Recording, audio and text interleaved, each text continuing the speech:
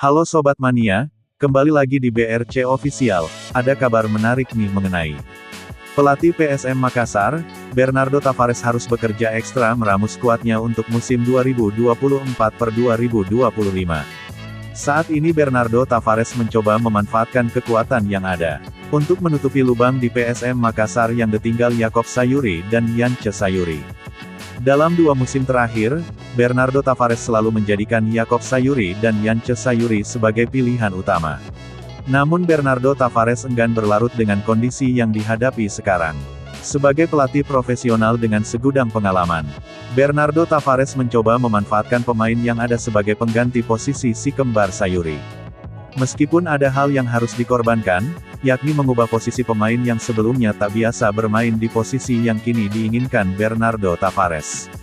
Setidaknya ada 3 pemain yang diproyeksikan Bernardo Tavares mengalami transformasi posisi untuk musim depan.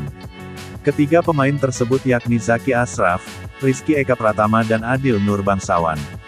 Zaki Ashraf dan Rizky Eka diasah kemampuan bertahannya. Zaki Ashraf dan Rizky Eka ditarik bermain lebih ke belakang sebagai wingback dalam game internal PSM Makassar di Stadion Kalegowa, Kabupaten Goa, Sulawesi Selatan, Sabtu, tanggal 6 Juli tahun 2024. Zaki Ashraf bermain sebagai wingback kanan, sedangkan Rizky Eka di posisi wingback kiri.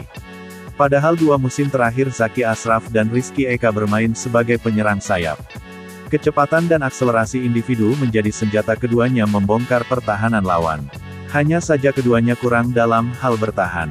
Di lain sisi, Bernardo Tavares dalam meramu taktik membutuhkan pemain yang mampu bertahan dan menyerang sama baiknya. Pasalnya, 2 musim terakhir mengandalkan duo Yakob Sayuri dan Yance Sayuri yang kini memiliki bergabung Malut United. Makanya lubang ini coba ditutup oleh juru taktik asal Portugal tersebut dengan peran baru Zaki Ashraf dan Rizky Eka. Keduanya dituntut bergerak naik sesering mungkin untuk membantu serangan. Namun, mereka juga harus sigap turun ke belakang untuk membantu pertahanan. Sedangkan Adil Nur Bangsawan didorong bermain menyerang oleh sang pelatih, Bernardo Tavares.